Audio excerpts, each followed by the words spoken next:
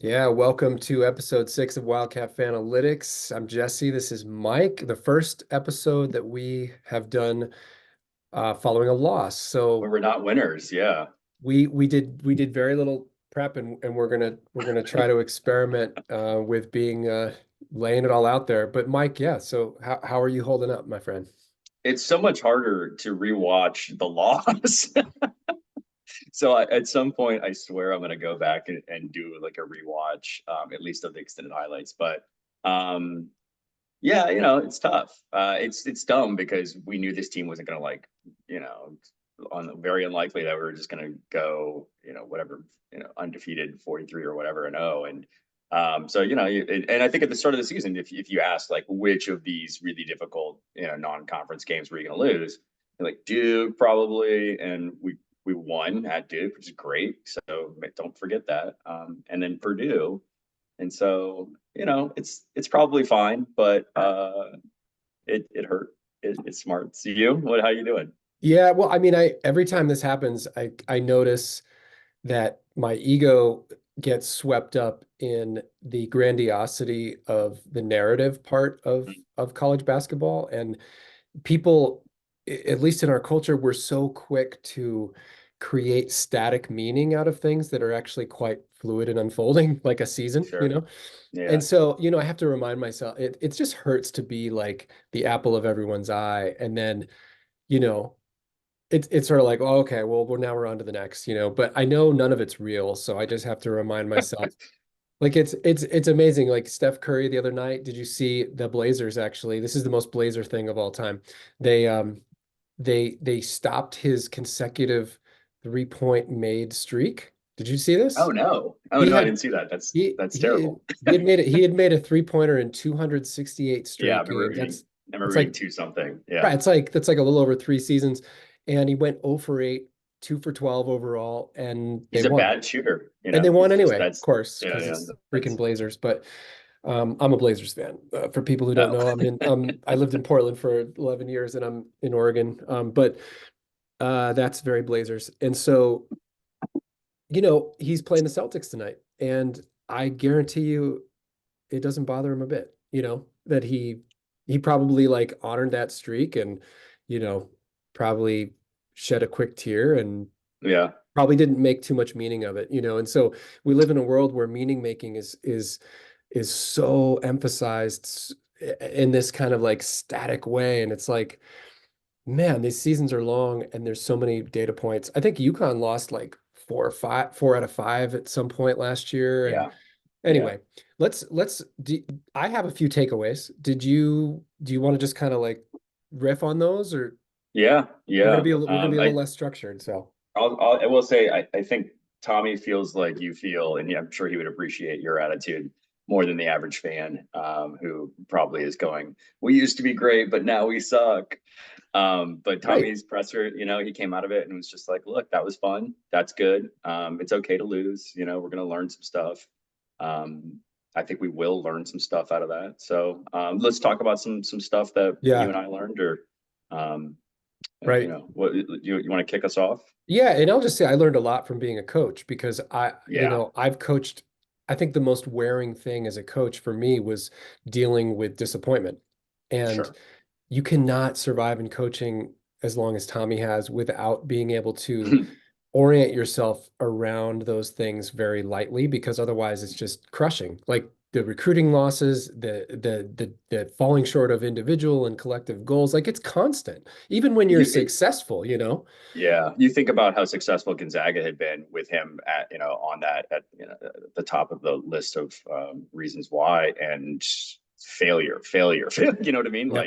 Like the crushing losses to almost get that final goal, and not, because that final goal is so difficult in college basketball to achieve.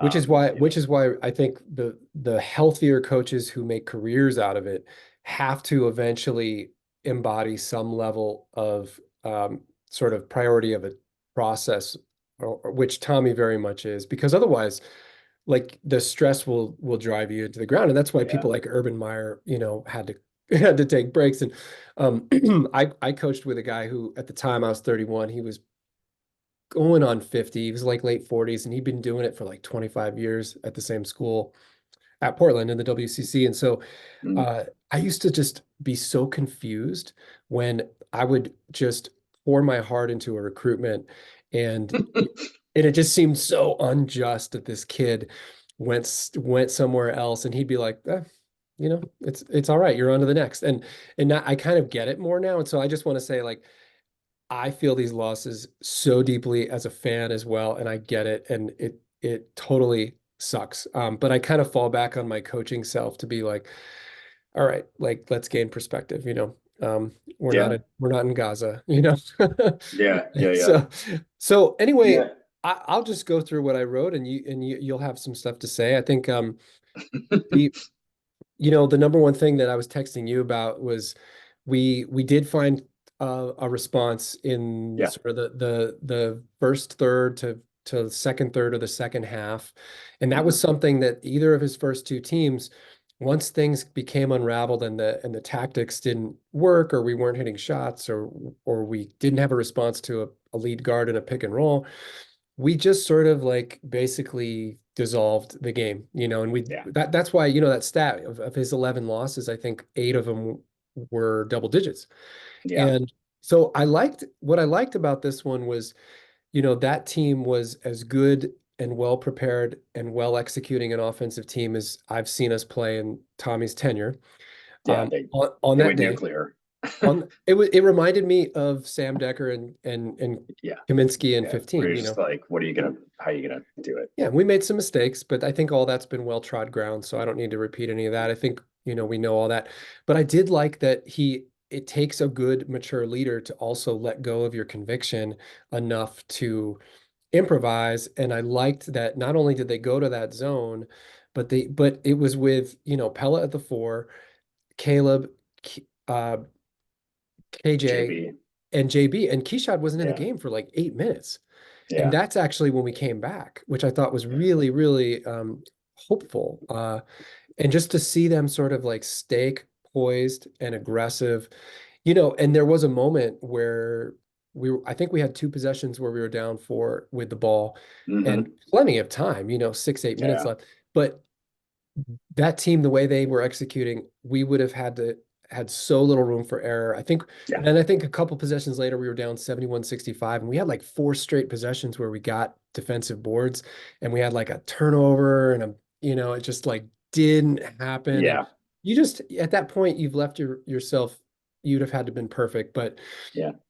But I did like the punchback. Again, it's not a great feeling silver lining, but I think it's something that's new when we talk about long-term culture building that I haven't really seen too much in his other 2 teams outside of just Matherin basically saving us against TCU, Hmm. um, and Terry.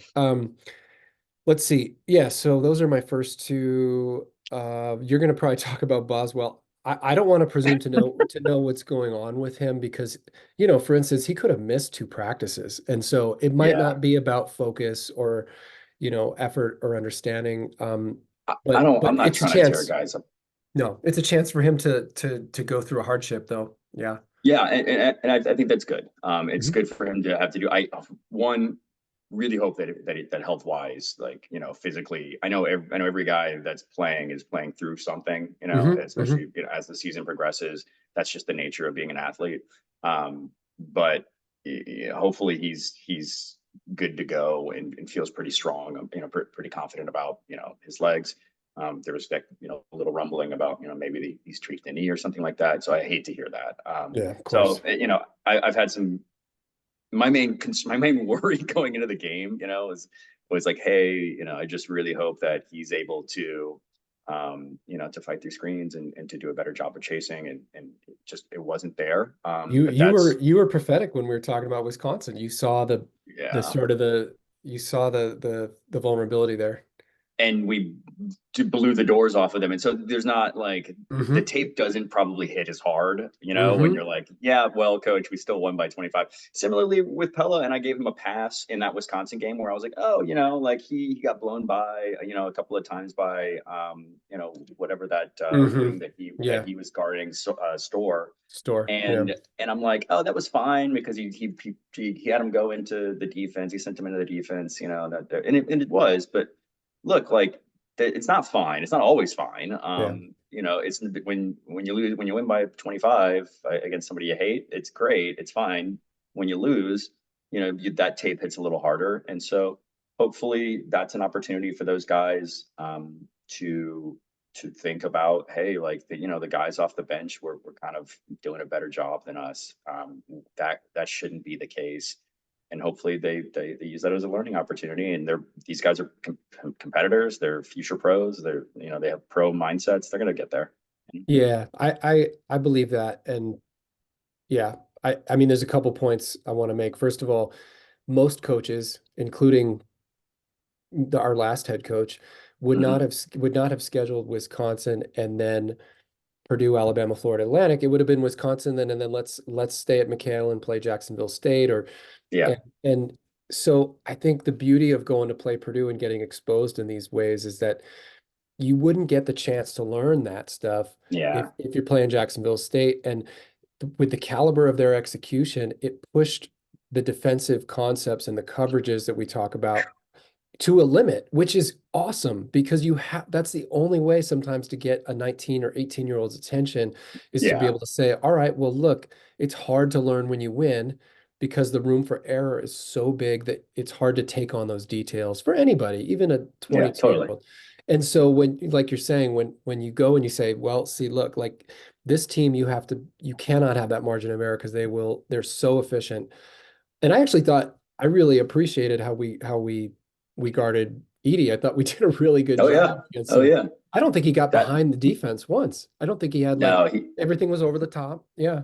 Yeah, yeah. I mean, we did a great job on ED. That was the number two thing was like, hey, like I think we're gonna probably gonna do an okay job on ED, but even if he rolls, we really can't let Smith and Lawyer, go off. And obviously we let Smith and Lawyer go off.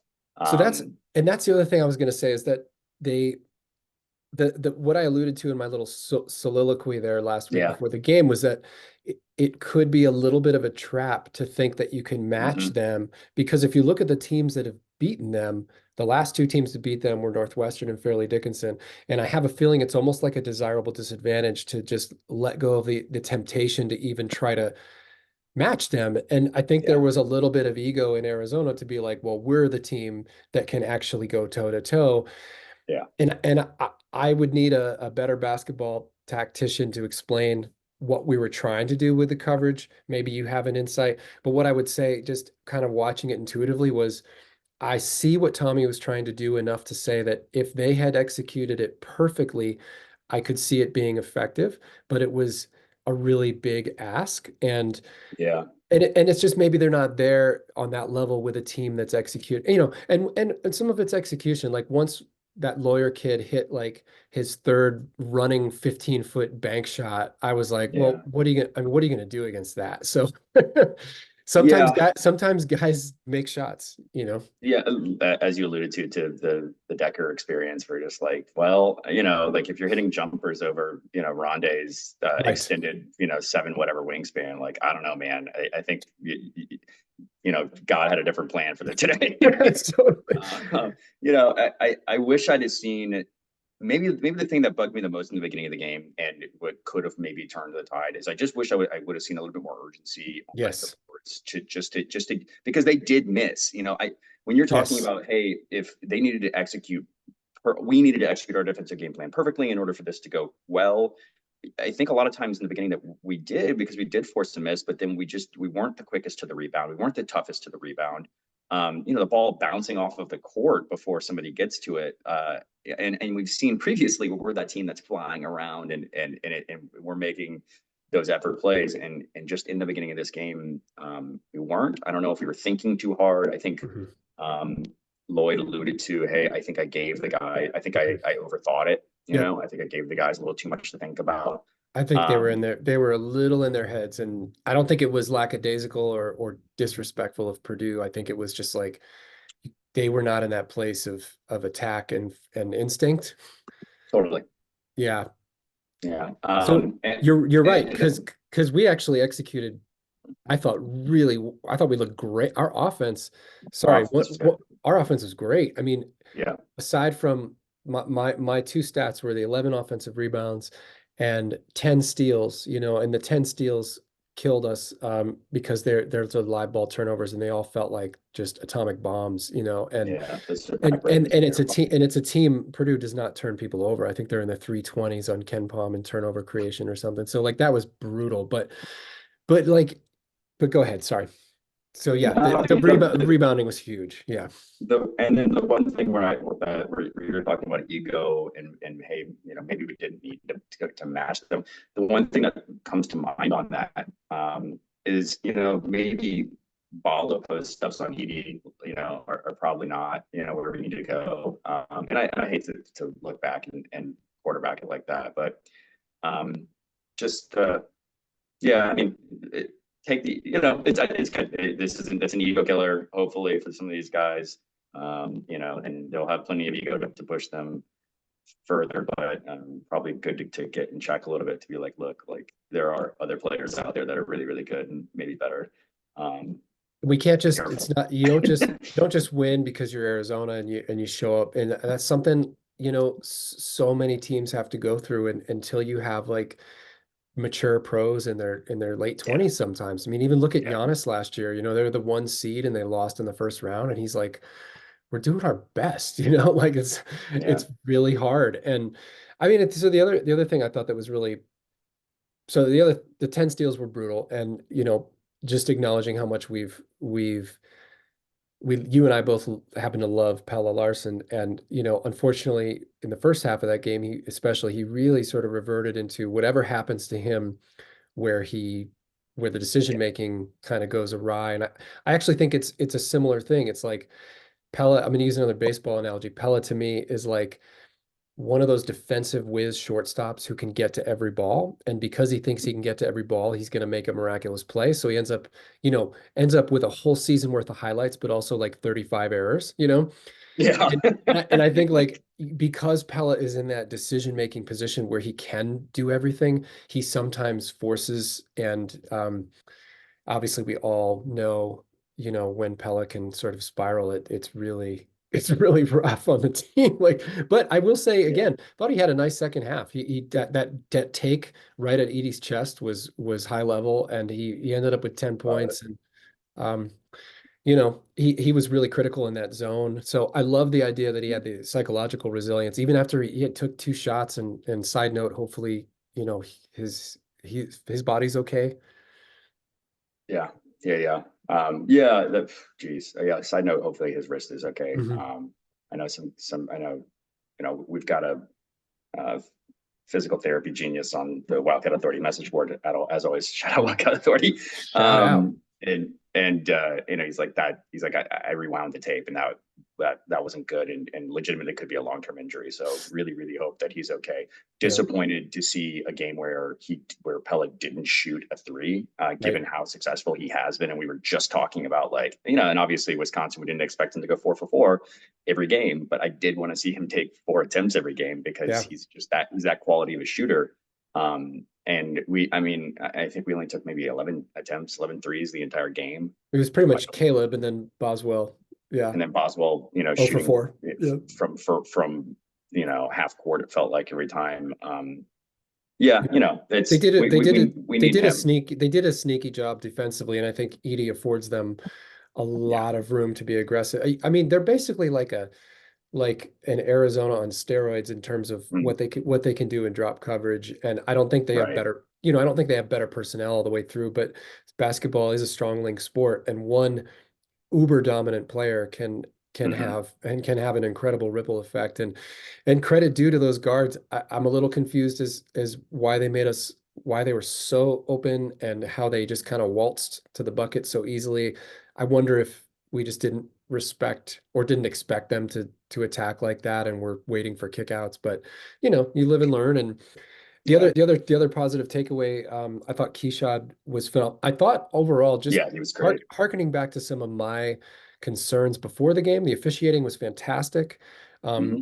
Zero complaints. I couldn't even believe they reversed that goaltend call, which probably I technically couldn't was a either. goaltend, but was actually the I right call because it didn't affect the ball. And technically that's basket interference, I'm pretty sure. right, But technically that, yeah, and I would have been like, look, that's it's crappy. I hate to right. give 2 points away like Yeah. that, but yeah, crazy that they I flipped that think back. that is the rule. And Yeah, the only call I had a problem with was early on. Edie had a 3 point play that was just like mm, I think Keshad was just walling him up, and everyone yeah, started running back down the court when the ball went in. Like even Purdue was surprised when it was like, come on, like how is that a foul? But really, overall, the referees let the players decide it. So I want to just yeah, I want to just like acknowledge that, the Purdue won. Like we didn't oh yeah, lose. They won. We have some things, of course, it wasn't our best, but I thought our offense when we weren't handing them the ball, I mean, shoot, we scored 84 points and, you yeah, know, and that was without being able to get anything from posting Duke. up. Yeah, Oh, and pushing up as well. because you're not going to get it. I mean, we tried a couple times to get it over him, but um the other thing, so Keshad was 1 for 8 from three in the first 4 games. Since then, he's 8 of 18, Wow. including the 2 for 2 on Saturday, which looked pure and looked good. Yeah, looked good. And that changed. Shout out Mike Luke and AZ Wildcats podcast. I think he and Shear did a nice job breaking down the game, and Keshad making those 2 early ones did allow for some like penetration and backdoor. I thought our offense looked Hmm. really really good aside from Yeah, those moments where we were just fumbling the ball. We didn't take yeah, bad exactly. shots. We didn't really force bad shots except a couple Until the end, until the when end, you but it was and desperado. when you're Yeah. like, yeah, that's at the point where you're like, you're just praying. But And not in the first half where we had mm-mm, been, and I think like that's a good experience for them to learn how to value the ball because that's been the odd thing about Arizona is like sometimes you're like, no, you cannot be this casual in this game. I'm telling you. And then yeah, an hour later, you're like, see? And so I thought like that's if we had another like two or three of right, those back, like, right. Right. So I think, that's you don't learn that playing Jacksonville State at McHale. No disrespect to Jacksonville State. That's just I no, think you don't. so Yeah, anyway. Yeah. and cool, that we get to take out of this that we have a pretty killer zone, Mhm. which, as an Arizona fan, I haven't embraced a zone defense in a long time. But I think we have in the past, a lot of us fans have said, look, like, gosh, like we need to be able to have a change up. You can't just keep throwing fastball. And so being able to switch from a man to man that we play really well into a zone from time to time to try to just mix things up. There is such a thing as been, and Sean Miller was always about that of just, hey, we do what we do. And I Mhm. deeply respect that. And I think we probably got a little bit away from that with how kind of tricky Lloyd tried to be Mhm. in this one. Yeah. So maybe dual answer here is, yeah, we should be more do what we do, but also part of what we do can be like, let's just flip a switch and bang, now you're playing against a zone that you weren't expecting. And that can allow us, like we saw here, to just put a run on a team. Um, and against certain opponents, that's going to be really, really critical, I think. Beautiful. Yeah, they did a real beautiful job keeping their composure. I mean, that was basically a road game in terms of the crowd at For least. So, sure. yeah, For yeah. sure. The crowd was into it, and it felt nasty. I don't know.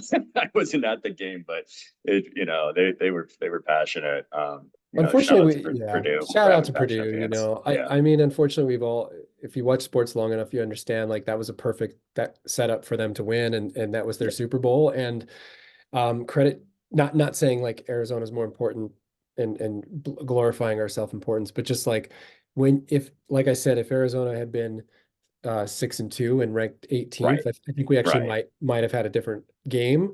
We would have Yeah. been the aggressor, and Right. that's where like psychologically that stuff has so much context. You can't just look at this schedule and say on a computer simulation, here's each game. Sure, but the context of this game was that psychologically Purdue had a huge advantage and that's good to go through if you're Arizona because that's what it takes in the tournament, 100%. especially in the first weekend where We're going to have the we higher can't seem to seed. get out of. So Yeah.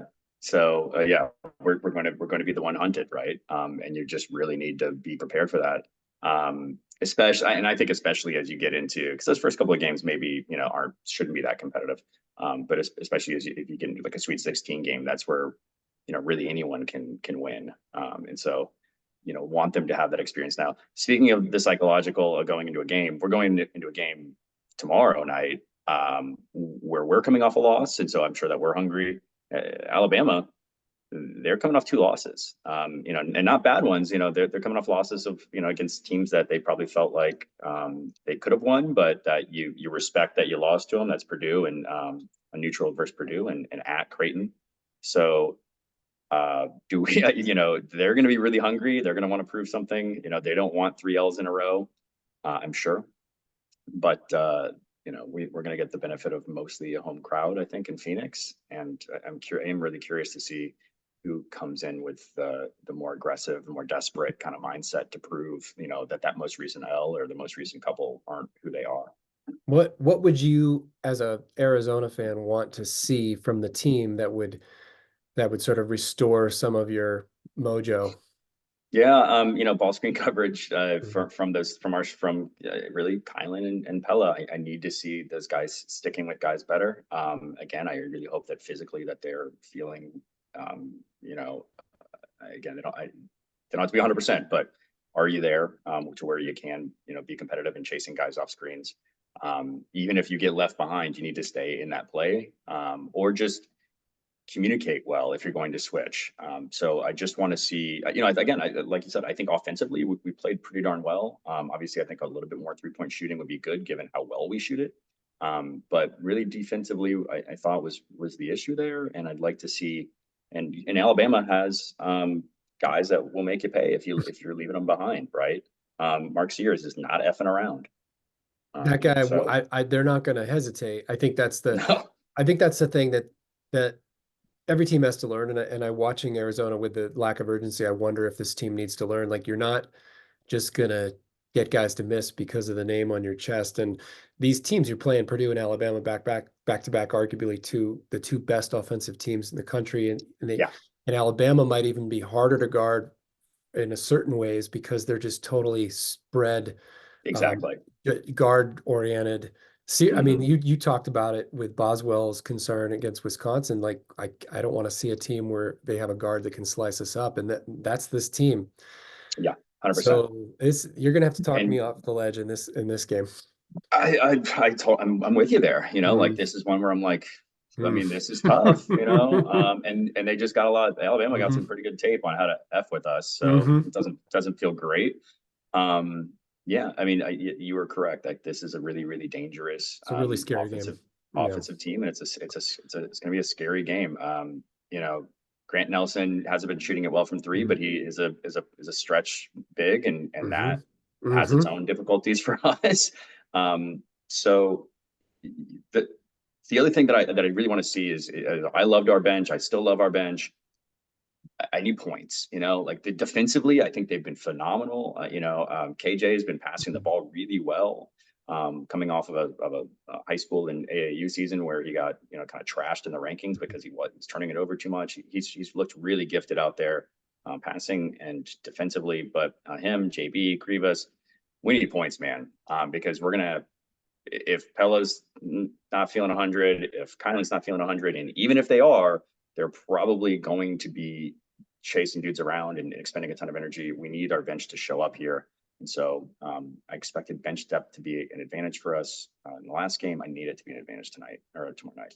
That's a great point. It's a great point. And I think Mike Luke, shout out AZ Wildcats podcast. He Yeah. he and I share, I think, a similar viewpoint on Krivas. I know Krivas he's young in certain ways. I think he's also more capable in certain ways. I think we need him to either get to the free throw line or get baskets, especially since, Yeah.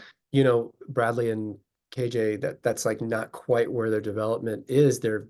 brilliant defensively, but that was a dilemma on Saturday was that when I kept texting you, I was like, we need Boswell to come in. And mainly I was thinking from a coach's Yeah. standpoint, I was like, we need this kid to leave this game feeling not shaken, but Yeah. also like we don't have anyone who can score. Pella's hands hurt. Bradley Yeah. and KJ are limited, and Umar's not going to It score, on a post up. So it was so funny when you were texting me that, because I was like, oh my God. Well, I was like, I'm going through that same kind of thought process where I'm like, well, JB and is just doing so well yeah, defensively, he's awesome. but like, yes, at some point, like At some point, you Boswell got is to a guy score. who, Yeah, yeah, Boswell is a guy who can get you buckets, and yeah. so you need him back in, even though He he almost, had yeah. been, And to Boswell's credit, he came in, he launched those last two, which we needed him to shoot, and one was freaking in and out by half an inch, and the other one was really close. So tough. he's Yeah, tough. He'll. I have a feeling if he's physically okay, he'll bounce back. But I do think that this is a very dangerous game. I think that they're at risk of being too casual, and hmm, I think Alabama is much better than their record, and also nothing to lose. And sort of they've been yeah, on knocking on the door against really good teams. They led that Purdue game most of the game. yeah, And totally. they almost beat Creighton on the road. Their only loss that was sort of a really slight to them, I think, was at home against Clemson, who's a good team as well. But um, Clemson getting a lot of pub now. yeah, I mean I think they're undefeated, right? Something like that. these guys can score, 10-1. and so it's a little daunting. This is where the schedule and the way it lines up. I would have loved to have, ideal, and I'm sure Tommy would have too. You make the schedule, you disperse some of those games in late November with some of these, but you get them when you can get them, and it's also a good time to be on neutral courts because the students are home for break. So I get that Yeah. as well. Yeah, and I just want to go back and circle something you said about pulling Boswell back in, from a coaching standpoint, and for his confidence. Um, when I when the game was over, and I was bummed out, like I did reflect on that, like, you do need to put Boswell into the game so that Oh he can yeah, finish the game. And if you lose, look, an L in November, December against the best team in the in a country, home court. possibly. Yeah, exactly, on roughly a home court, like, that's so much less important than, Yeah, like, what, benching Boswell and effectively telling him, like, you're just not good enough for this moment. it's brutal. I'll take it. Yeah, Yep. yeah, I'll take the trade. I thought that was, smart by um Tommy. Well, and the kid can shoot it. And gosh, Totally. if one of those last two had gone in, I think you're leaving that you're probably still losing, but at least you're leaving the game with him being like, okay, I got one to go. Because the first 10 minutes of that game, he made the first bucket, and they were all Yeah, twos, and they were all like secondary they were moves. so they They were were so pure. It was he so made gorgeous. one of those weird like kung fu shots that he does on the baseline where he like kind of Yeah, squeezes it, and then he did a show and go too, and then a 18 footer. That's the yeah, kind of stuff that we've been waiting for with him. And then just the rest of the game, he just was out of it defensively. But yeah, I think he'll be fine mentally because he's shown a lot of resilience, and Tommy is really seems to be really effective with that kind of development. yeah. He coaches the guys up well. Mhm. Yeah. So, But I keep telling uh, myself, even if we lose these next two, we're 8-3. Um, I've been trying to pull the board back into normalcy of saying the Pac-12 is gonna be a lot harder than people think. I do not I've gone like. the opposite I know direction. you have. I know you have. Look, the Pac-12, it looks like garbage in non-con, but those teams are going to play differently. And I do not like how the scheduling falls with the first trip to the Bay, like 5 days after this FAU game. You But can't we'll lose get those there next games week. You for cannot. us, as far And as, like, quality losses. Cal's offense is again like you let them get going, they got Yeah, nothing to lose. I don't dislike Cal. Yeah, Stanford has some guys that I yeah. like. I mean, Stanford put up 88 on us last year. I mean, it was Utah, terrible. I think, looks much better than anybody expected, and Hmm. I respect them as a squad right now. USC looks like garbage right now, but I think they're going to get better. Yeah, I think as that team gels and comes together, they're going to get better. And Oregon's been fighting injuries, and so they're going to have a trash non-conference schedule. and then of course they're And going to get healthy right yeah, when then they're they're going to there. get healthy, and yeah, and my big hope for Oregon, as a fan rooting against them effectively, was that Jackson Shelstead would get buried on the bench, and because of these injuries, he's had the opportunity to Oh, play, and he's a stud, just like we thought. And yeah, so they're gonna him as a freshman learning, he's gonna get better, and yeah, there's gonna be some really really maybe shockingly competitive. If anybody's listening to you, they won't be shocked. But if They're they're not, listening to man. me, They're trying to bet. Oh, by the way, my man on Wildcat Authority, I can't remember who it was that was trying to wager me. yeah, Um, yeah, yeah. here's I my think it was first. 97. It was 97 Okay, cats, right? Yeah, yeah, awesome. it's All right. 97. Well, Yeah. here's for you, 97 Cats. I am not going to shave until we win again. So, um, You're shaving them. I noticed the hopefully beard. I like that's it. Thursday. Yeah, no, I'm gonna Yeah. keep it going. We're trying to find some way to keep the spirit aligned with winning because I don't want to root to be right against the Cat winning. I just think No. I've just seen too many seasons like this, but it's also 20 games and the road in the Pac-12 is brutal. It's a lot of Yeah. travel and we're the top dog. So Yeah. you just have to expect that a couple of those games are going to be tough. But anyway, we're not there yet. We got Alabama, we got Got FAU. Alabama. Um, I am not going to watch it tomorrow. It's too late for me. And Wow. I don't want to go to bed at 10:30 and Wait. What time is that game on? I think it's going to tip between 7:30. 8 and 7:30 8:30. West. Well, Oh wow. It's a second game of a doubleheader, so if the first one goes into Classic. OT or something.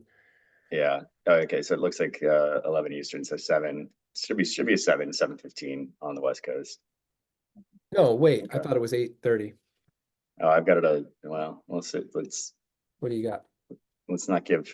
Ken Palm says it's It might be 11 Hawaii 11 time. Easterns. Yeah, 11 Eastern. Yeah, it says 8 p.m. Oh, ESPN. that's 8. Sorry. That is 8. I can math. Yeah, I get up early to Eight's work out, late. so And then yeah, it's probably yeah. delayed. So it's probably 8:30. Yeah, and All right. I don't want to see Alabama hit 16 threes and then try to go to sleep. So we might weather that storm. I think this could be a game where like, man, maybe Love or Johnson kind of pulls us out of some fire, but we don't end up feeling good about it. Mm, I think we just need to we need to regroup a little bit. And honestly, like these games probably aren't as big a deal as they are to us. So I have to remember that. Like they're probably fine. yeah. Well, Alabama not the strongest defensive team in the No. country. And we are a really, really tough offensive team. And so hopefully our defense gets back on track and our offense stays doing what they're doing and we're able to get a 7-point win or whatever the spread is. So With the way that they run offense, do you think this could be a game where we see more of that key shot at the five small ball lineup to get to I mean, shooters? I'm trying to remember. I think Alabama plays two bigs right now. I think they play I think they Nelson. start. Yeah, they start Nelson at the 5, and he's not the biggest big, but he's a Oh, he's big boy. big. I think he's 6'10", Yeah, 230 or 6'11. But he's a yeah, perimeter oriented big. He's yeah, just yeah. one shooter. That's what I mean is that he's not banging down low as much as he is running around the court. I think I saw Um, somewhere he's shooting 46% at the rim. yeah, and then they have Jaron Stevenson, who's 6'11" at the 4 right now, and then Nick Pringle also playing the 4, and then they've got Mohammed Wig, he's 6'10". So they look. They got bodies. Yeah, Alabama is in NATO. They do a lot of what we do. I feel like where they've got the size, and they've got the athletes, and so yeah. I mean, we'll see. We'll see if we'll see what the chess match looks like. We've got the personnel if we want to go smaller. It has been interesting. It was effective the other night or the other afternoon. So, but we can't be the smallest team on the court when we've got the bigs that we have. So I think what I'm realizing is you the last two games have had such emotional intensity and I mean the Wisconsin game had so much meaning yeah, for oh us and for sure, the Purdue game had so much meaning for Purdue and for both teams and it's hard to keep bringing those games down the pipe and so that I think that's what worries me is do we have the emotional and mental resolve you get back from Indianapolis and Sunday take a day off then you got Monday Tuesday they're probably I would imagine they're going up to Phoenix tonight but it'll be a really good opportunity because it's not going to get harder than this in the NCAA tournament. I mean, at least then you get like a little bit of a break, this yeah, we're going Saturday, Wednesday, Saturday against three of the top 5 teams in the country. So it's almost like a 3-team Sweet 16, Elite 8 kind of thing. totally. Oh, shoot, Purdue's as Um, good as anyone, but it's like a 3-team Final Four. I mean, it's like a Final Four. Yeah, I Yeah, mean, it really is. yeah, And these are the types of teams you should expect to see in there. yep. Tommy made mention in an interview think maybe Sheer was when he quite posted the question, but you know, teams losing in December and what's the deal? And he's like, you know, it's difficult to, Mhm. you know, there's a lot of the motion of it is heavy, right? Like Yep. you've you know coaching them hard and you've been through a bunch of games and it's just you sort of do need a break at some point. And Yeah. unfortunately, it's not right now. We do not have that break right now. So hopefully we do punch through these next two games with some success.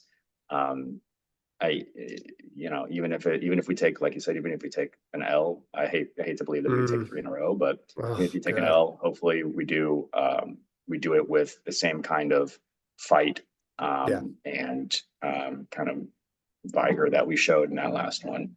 Because Yeah. I'm not embarrassed by that showing. It was tough. We lost, we got beat, but we showed up. You know, that was effort.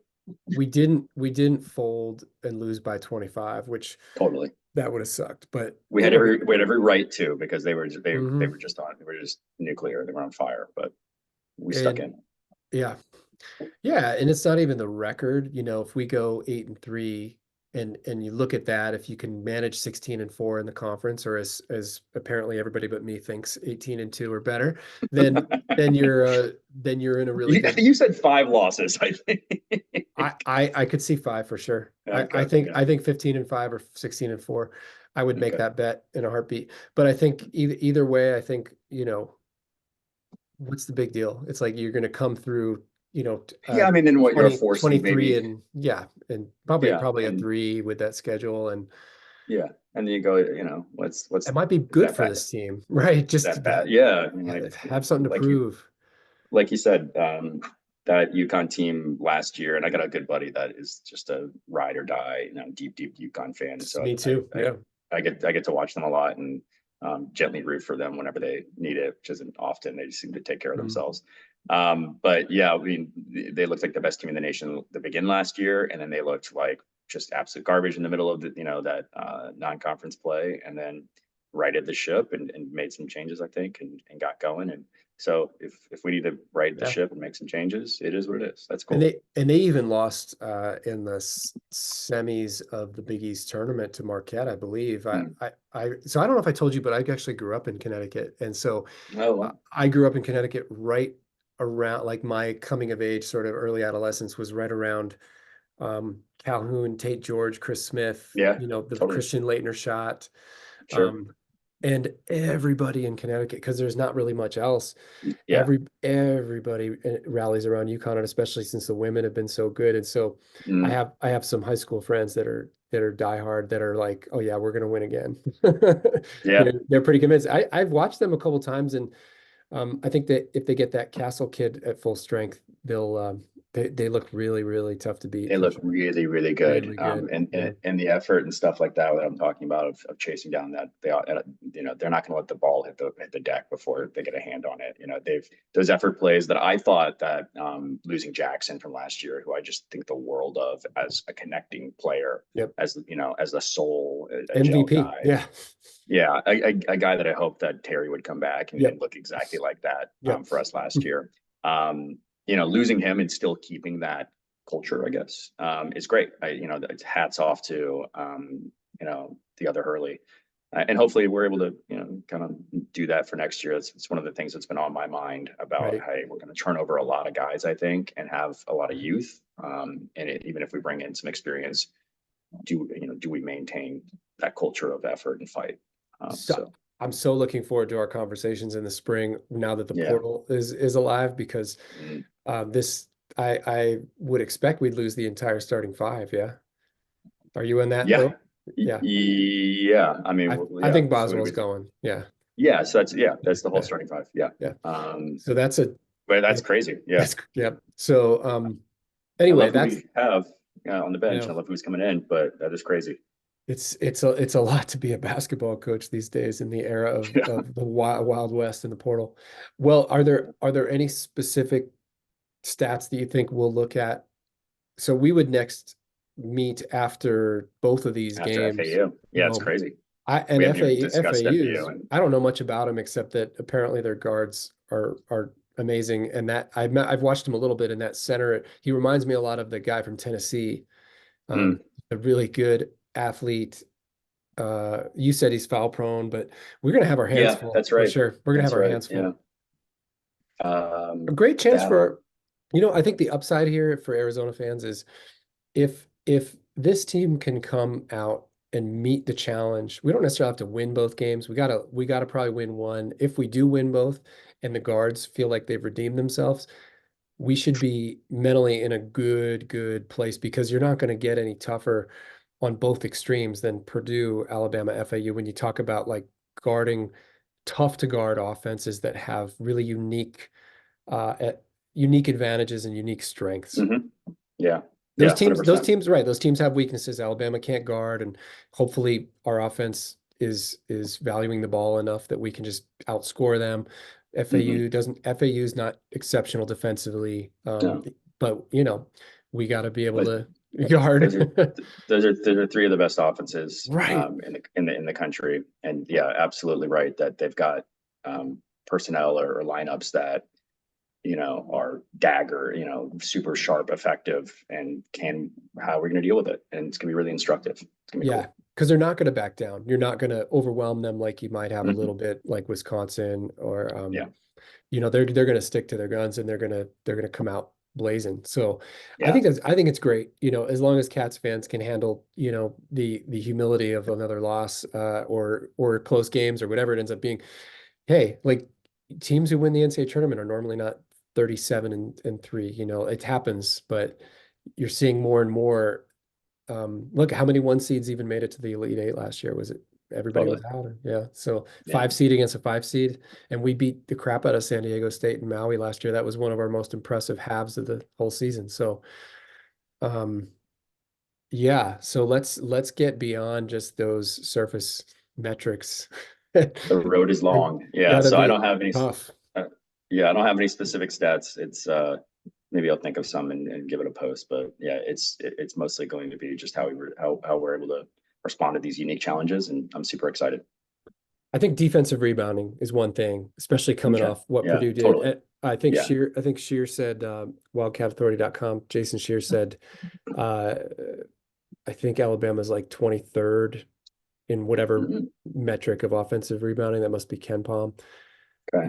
So, they're spreading you out and they're attacking. And if we have to help, that's where we're vulnerable. So I Yeah. think I'd like to, 23rd in offensive rebounding yeah, percentage. We're, you we're got to put 18, by the way. So Yes, yeah. so I'd like to see us just be the aggressor on the backboards and I think both these teams are going to score points on us, but I'd like to see us at least like get what we can, keep our side of the street clean. Yeah. Interesting stat on FAU. They don't allow you to make assists. They don't Hmm, allow assists somehow. They're top 10 in opponent assist percentage. So interesting. Interesting. it's like, That's a yeah. So clashing of worlds, huh? yeah. So I assume that they're just really aggressive in attacking passing lanes and, Mhm. and kind of blanketing guys with their speed, on the perimeter to keep the balls out of playmakers' hands and Yep. and force you to go ISO on them. So that'll be really interesting to see how we're able to manage that. Yeah, Um, yeah. Okay. yeah. All right. Well, thanks for coming on and Yeah, man. winging one and hopefully Cats fans are get our team through the finish line this week of non-conference. Yeah. Thanks for giving me the vent session. I feel better. I feel better now. Good. I didn't feel great after that loss, but now I feel better. It's hard as a fan to to climb the top of the mountain so early in the season. Tommy keeps doing this where he's so freaking genius in the non-conference that he sets us up and then it's like, where can we go, That was a really Yeah. poignant thing that you said of like, yeah, you climb the ladder and you get scared because Hmm. now you got farther to fall. You gotta stay hungry and stay in that attack mode. Forget that's why those Yeah. rankings are rat poison. Just forget them. Yeah. Yeah. Yeah. Yeah. Great, Mike. Well, Wildcat Nation, ATFD. We'll see you out there.